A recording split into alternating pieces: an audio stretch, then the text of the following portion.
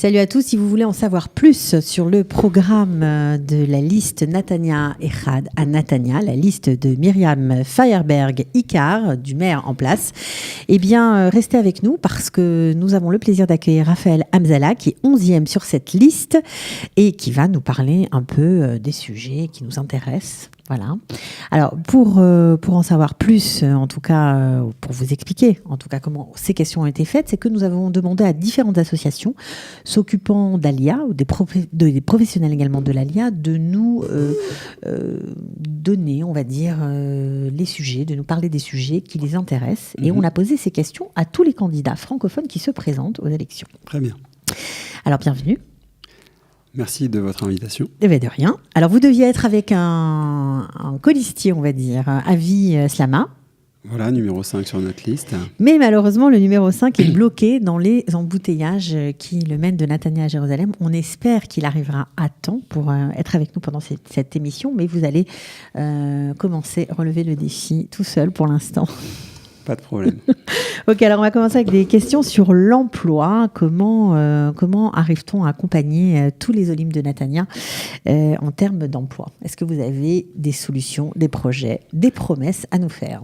Absolument. Alors, le sujet de l'emploi, c'est un des 3 sujets qui me tiennent à cœur particulièrement comme entrepreneur qui a créé son entreprise à Natania, qui emploie des employés qui, pour la plupart, vivent à Natania et des étudiants qui étudient au collège académique de Natania. Bien sûr, le sujet de l'emploi, c'est un sujet que je connais de près. Oui, vous avez créé une start-up qui s'appelle Manage Your Trip. Vous avez 10 salariés aujourd'hui qui travaillent pour vous, donc vous connaissez un peu le sujet. Exactement. Donc en fait, on a un projet avec Madame le maire de créer une pépinière, de créer un hub en fait à Natania au niveau du nouveau stade. Donc on parle de la nouvelle zone industrielle de Natania qui va dans le cadre duquel les personnes qui ont un projet d'entreprise pourraient se voir offrir des facilités. Un bureau, fax, espace, salle de réunion, pour pouvoir lancer leur projet. Bien sûr, derrière cela, va y avoir une traction de mentors, de coachs, de consultants, de personnes de la ville qui ont réussi et qui veulent bénévolement, mais dans une structure totalement orientée business, donner de leur temps pour la réussite des business dans la ville. Donc en fait, c'est un hub avec un système de coaching et de bénévoles. Donc l'espace sera mis à disposition par la mairie de Natania. Gratuitement ? Gratuitement, non. Parce que quand c'est gratuit, eh bien, on ne prend pas cela au sérieux. Par contre, bien évidemment, on travaille avec Avi pour créer une proposition adaptée pour les Olim Khadashim. Il est sûr que ce hub doit desservir toute la ville. Les Olim Khadashim sont des citoyens de Natania, au même titre que d'autres citoyens qui veulent se lancer ou lancer leur business, devraient pouvoir s'aider d'une pépinière municipale. On a l'exemple du hub Anana à Ra'anana. Ça existe à Ra'anana, ça existe à Kfar Saba. À Natania, on a un petit espace qui s'appelle le Gagre Shtemper, où il y a une toute petite pépinière, un tout petit incubateur qui est très très orienté pour vraiment les jeunes, c'est-à-dire les 24-27 ans, ou les personnes qui viennent de sortir de l'armée. Et donc, c'est quelque chose qui ne peut pas répondre à l'envergure du projet qu'on porte. Quelque part, si vous voulez, lorsque les Olim Khadashim arrivent, il est évident qu'ils arrivent avec énormément de qualifications, même s'ils n'ont pas de diplôme. Le marché du travail en France est extrêmement compétitif. Pour trouver du travail en France, le maintenir, créer un business, il faut énormément de capacités. Il faut juste leur donner une structure qui va les aider, les accompagner, les orienter, pour pouvoir leur faire prendre confiance en eux-mêmes et leur dire ce que vous avez fait là-bas, vous pouvez le faire ici quelque part. Ok. Alors, on n'a pas parlé budget, mais j'imagine que vous avez budgétisé. Vous savez combien d'argent vous allez allouer à ce projet ou pas encore? On n'a pas budgétisé parce que ça, c'est un projet qui ne va pas tomber sur le budget de l'intégration. C'est un budget qu'on va essayer tout simplement de tirer des budgets ministériels qui sont déjà distribués par projet à la mairie en fonction des différentes attributions. Vous savez, dans bien des cas, la municipalité, c'est uniquement une courroie de transmission de budget ministériel pour qu'il puisse impacter les populations. On le voit notamment dans l'éducation. Vous savez que les mairies sont en charge des écoles, mais une grande partie des frais de fonctionnement des écoles, c'est bien évidemment le ministère de l'Éducation.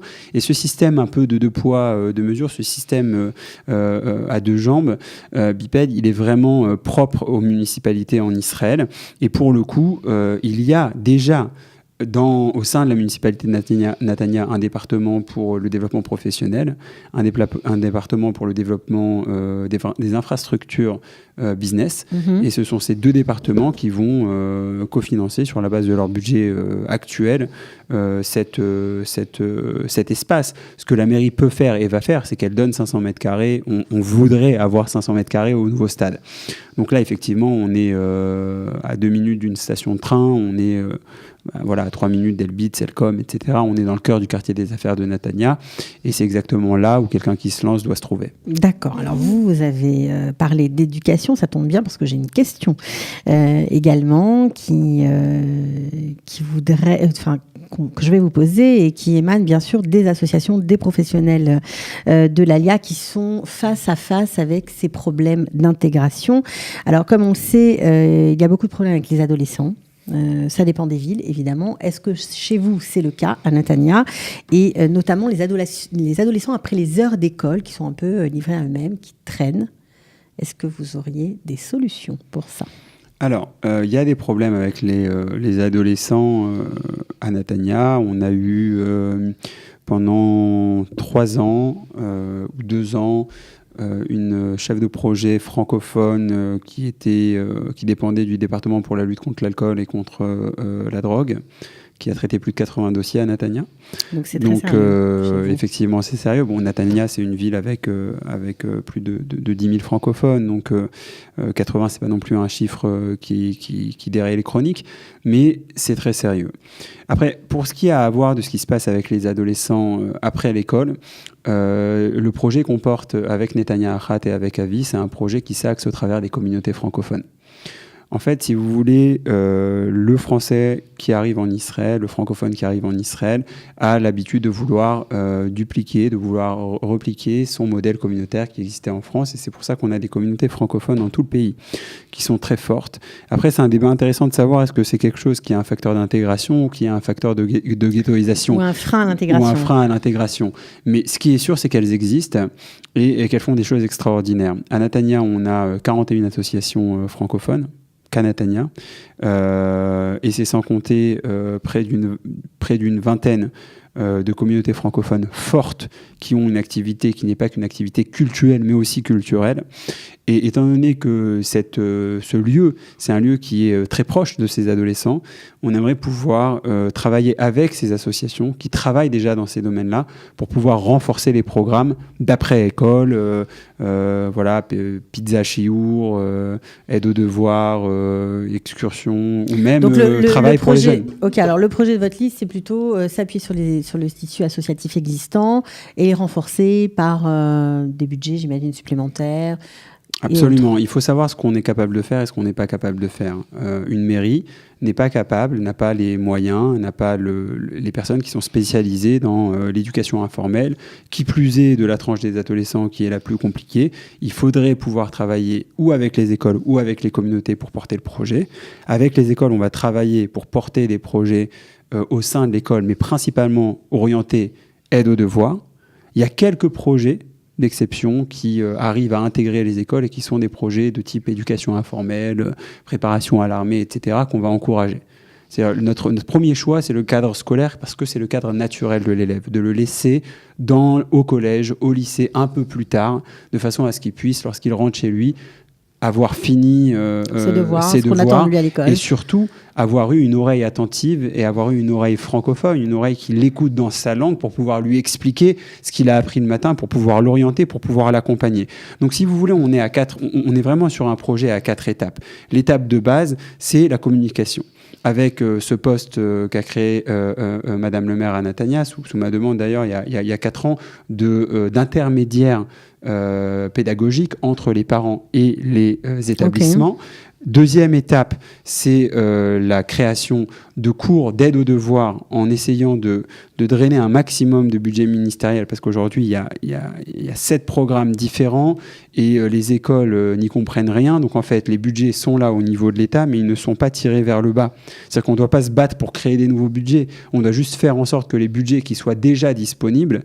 Je vous donne l'exemple du projet Yael, c'est 6 heures par semaine, il n'est pas en cours à Natania. Je vous donne un deuxième exemple d'un autre projet, Mori Molim. Pour l'instant, il est en point d'interrogation, mais il était en cours à Natania que dans 2 établissements. C'est-à-dire qu'il y a déjà énormément à faire sur la base de ce qu'on a pour faire en sorte que ça arrive sur les 30 établissements qui scolarisent des Olim Khadashim. Donc faciliter, on va dire, l'accessibilité au budget, on va dire peut-être même focaliser sur des programmes essentiels. C'est ça. Le deuxième point, c'est vraiment le scolaire. C'est vraiment faire en sorte que ces heures de soutien arrivent dans les établissements, avec la bénédiction de l'établissement, parce qu'on voit parfois des choses abjectes, c'est-à-dire que c'est les directions des établissements qui disent « mais attendez, ces programmes, ils me dérangent, il faut que je laisse l'école ouverte, Non, ça, c'est hors de question. Et puis le troisième point, c'est au niveau plus informel, travailler avec les communautés sur les problèmes qui sont des problèmes un peu plus larges, parce que c'est beaucoup plus simple de s'ouvrir. Vous savez qu'à Natania, on a été novateur. On est la première ville d'Israël à avoir créé un service social francophone, rue Stamper numéro 7, étage 9, qui a déjà traité 300 dossiers de famille. C'est un lieu municipal qui ne parle qu'en français, qui ne traite que des dossiers en français. Et on aimerait créer ce lien, ce rapport avec ces associations de façon à ce qu'elles fassent encore mieux ce qu'elles savent faire et ce qu'elles font bien. Nous, on est là pour les soutenir, pas pour les remplacer, juste pour dire c'est quelque chose qu'on a fait, ça nous appartient. Absolument pas. On est là pour les habitants. Bon, alors vous avez bien répondu. Ça tombe bien parce qu'on va changer de sujet, on va parler de logement. Et notre invité, Avis Lama, vient d'arriver, le 5e sur la liste, colistier de Raphaël Amzalak. Bonjour, Avis. Bonjour, bonjour. Alors lui, il est israélien complètement. Il est né ici, il parle très bien français parce que les parents sont francophones. C'est ça, ils ont fait la LIA. Ça. Comment ça va, Avis? Baruch Hashem, très très bien. C'était dur la route? Ouais, pas mal. Je dis toujours qu'on va arriver dans les... Il faut monter à Jérusalem. Il faut monter à Jérusalem. Et que Natania va devenir un jour un quartier de Jérusalem. C'est ça le but.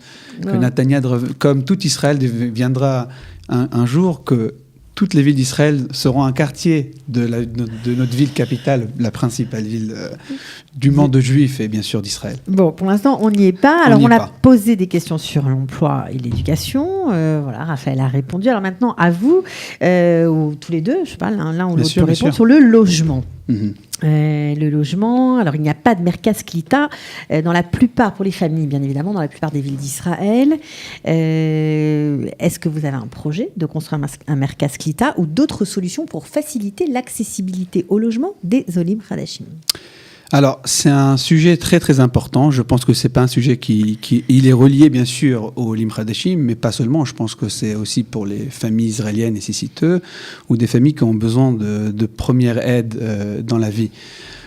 Très important de savoir, le logement en Israël, il est pas basé sur les municipalités, mais il est basé sur les questions nationales, bien sûr, du gouvernement.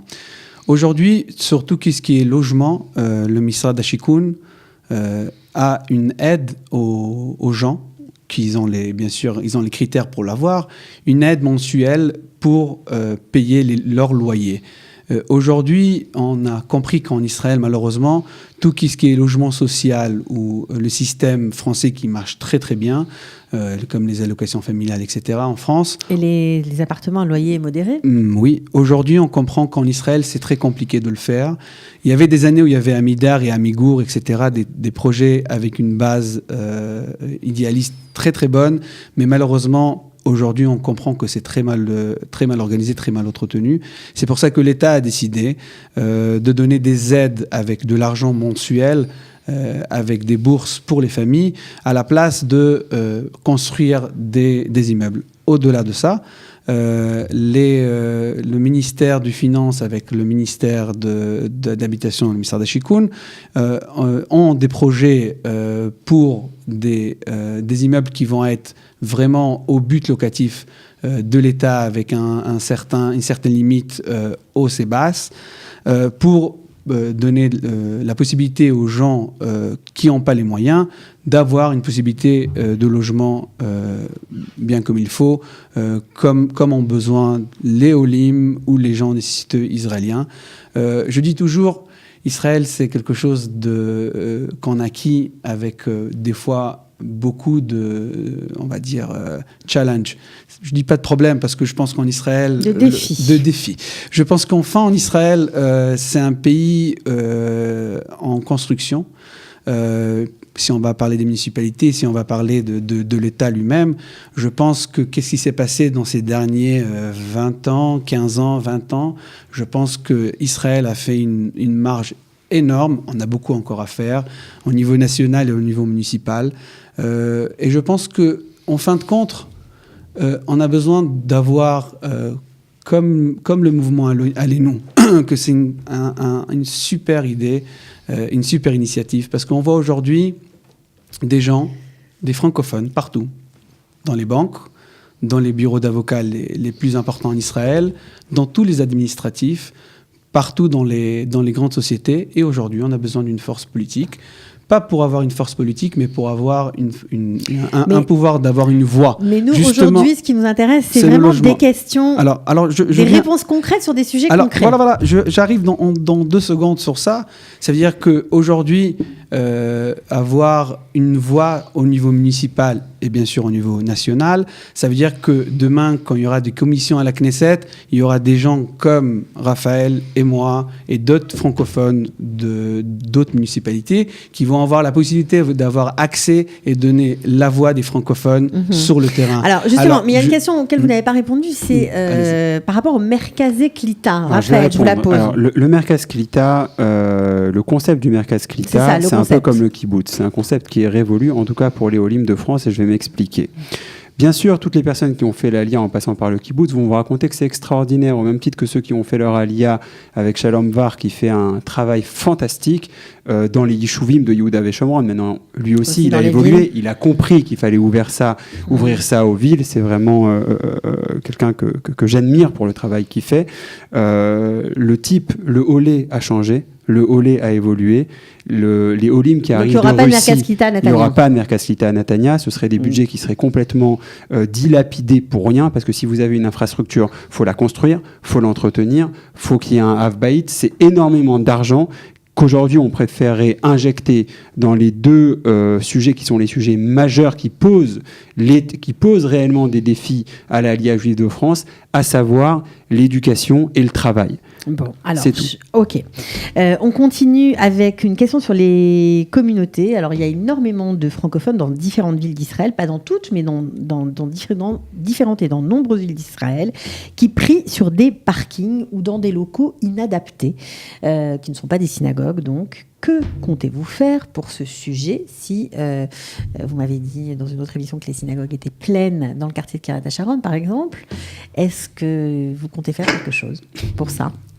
Alors, moi et Raphaël aussi, moi je fais partie de la communauté Keter Torah à Netanya. C'est une communauté francophone depuis 22 ans. Je fais partie de la comité de cette communauté. Il faut savoir, il faut connaître les lois pour avoir une base de réponse et vraiment 5 secondes. Les municipalités en Israël ne construisent pas des synagogues, ils donnent des terrains aux gens qui construisent des synagogues après par une association. Par contre, la mairie de Netanya, et Kiryat HaSharon, c'est un très très bon exemple, a donné pas seulement les terrains, mais ont donné aussi des locaux dans lesquels les communautés peuvent prier. Hors delà de ça, aujourd'hui, tous les Shabbats et tous les fêtes, la mairie donne aux associations qui ont des synagogues et des communautés la possibilité d'accéder dans des locaux de la mairie comme des GAN et des écoles, dans lesquels il y a soit une synagogue de l'école elle-même, qu'elle ne fonctionne pas Shabbat bien sûr, et que là ils peuvent accéder et avoir une possibilité de prier correctement, soit dans des GAN où on donne une classe, etc. et on l'adapte pour le vendredi et le samedi, avec bien sûr contrat, assurance, tout comme il faut, bien cadré. Ça se passe aujourd'hui déjà comme ça à Netanya, pour la communauté francophone et d'autres, comme par exemple à Iriamim, comme par exemple dans les nouveaux quartiers. Mais si par exemple certaines communautés désireraient construire une synagogue, elles pourraient aller voir la mairie, bien sûr, demander un terrain que la mairie donnerait gratuitement. La mairie donne gratuitement le terrain, à la condition, bien sûr, que la communauté a suffisamment de l'argent pour construire cette synagogue. Et d'autre part, c'est pas qu'on peut construire partout 3-4 synagogues ensemble, mais donc dans chaque arrondissement ou dans chaque quartier où il manque une synagogue, par exemple, Iriamim, il y a une synagogue déjà que le terrain a été donné par la mairie et que c'est en cours de construction par rapport à des budgets donc des associations. Donc il y en a une par quartier, il y a une possibilité par quartier. Par exemple, à Kiryat HaSharon, on est sur les 4 rues dans lesquelles j'habite, on est déjà à 6 synagogues qui sont bien construites, donc il n'y a pas de problème. Il y a de belles synagogues à Kiryat HaSharon. La réalité, elle est simple, c'est que lorsque vous construisez un quartier qui comprend 13 000 habitants et qu'il y a une grande proportion... Voilà. Par contre, à Netanya, il faut savoir qu'on ne prie pas dans les parkings. On n'est pas à Roma, que je connais bien parce que mon frère y vit. Il n'y a pas ce phénomène-là parce que, de façon systématique, la mairie de Netanya est à l'écoute. Je vous disais que j'ai fondé une communauté qui compte aujourd'hui 100 familles. 100 familles, on est facilement 350 le Shabbat. On est dans une salle de sport, dans un gymnase. Et on est en procédure pour pouvoir ou obtenir un terrain ou construire notre synagogue dans le cadre de l'établissement auquel appartient le gymnase. Donc on est à l'écoute, et ce qui est bien à Netanya, c'est qu'il y a une façon claire d'obtenir les choses et qui sont publiées, et chaque association qui répond aux critères peut demander de se voir attribuer un terrain. D'ailleurs, avec Avi, on a rencontré plusieurs chefs de communauté. Madame le maire a rencontré sur les derniers mois 5 chefs de communauté qui ont fait une demande dans ce sens, et nous on va se donner comme mission d'accompagner leur dossier. Ok, très bien. Bon, c'était au moins très clair. Une question sur la culture maintenant. Est-ce que vous avez des idées pour promouvoir la culture française en Israël ? Est-ce que c'est à votre programme ou pas ? Alors, la culture française en Israël a déjà une voix à Netanya.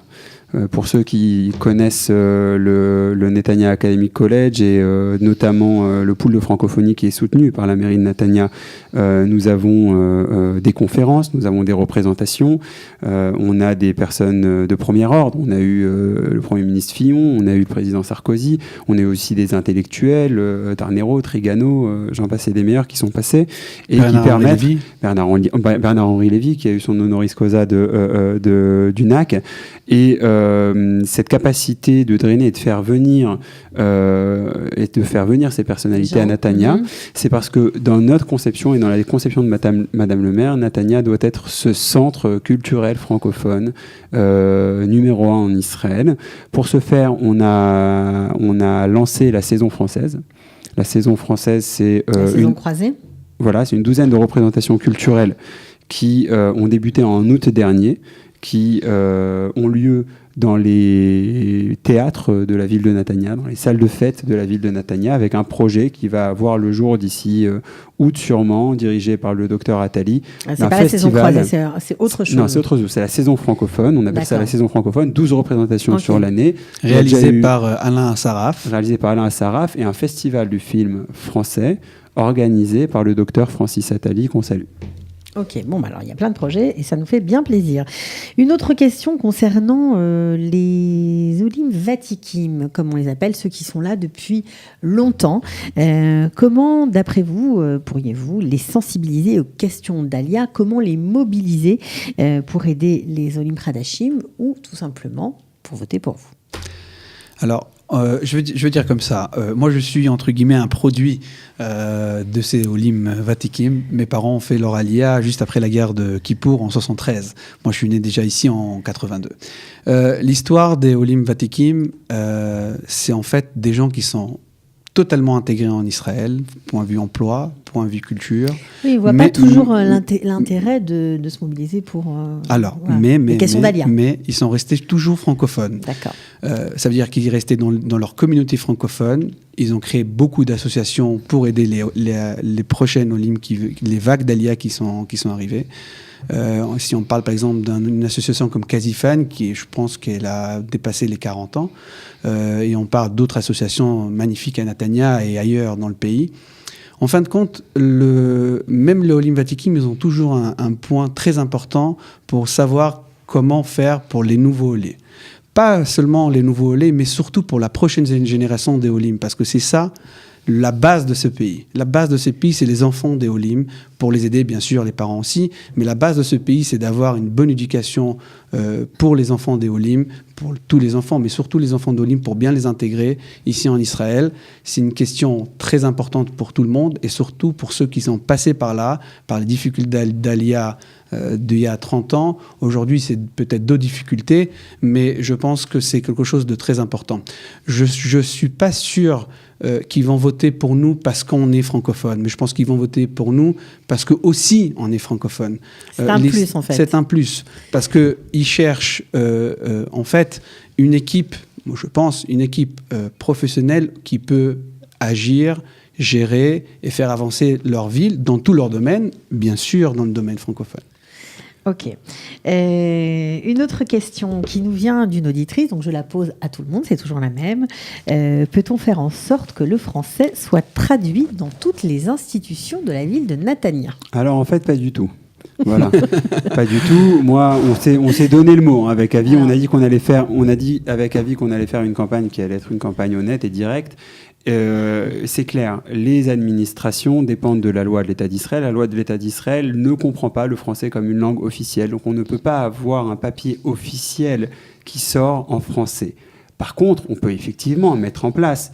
Et là, les Olim Vatikim ont leur rôle à jouer au travers d'un support qui accueillerait. On a déjà à Rushtemper le bureau des bénévoles. C'est quelque chose qu'on aimerait élargir. C'est quelque chose qu'on aimerait, dans une certaine mesure, financer en termes d'infrastructure, d'avoir l'accès à la traduction. Donc, ce sont deux choses différentes.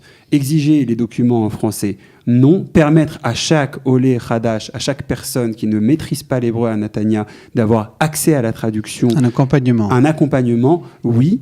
Et pour ce faire, je pense qu'on revient à votre question précédente, c'est réellement créer des structures qui permettent aux Olim Vatikim qui veulent énormément donner, mais qui ne savent pas quand, comment, où, de leur donner effectivement la possibilité d'aider, même sur des questions purement techniques et purement ponctuelles comme celle-ci, la traduction d'une lettre. Alors, mais d'autres municipalités commencent ou ont déjà traduit leur site, le site de la mairie, en français. Nous aussi.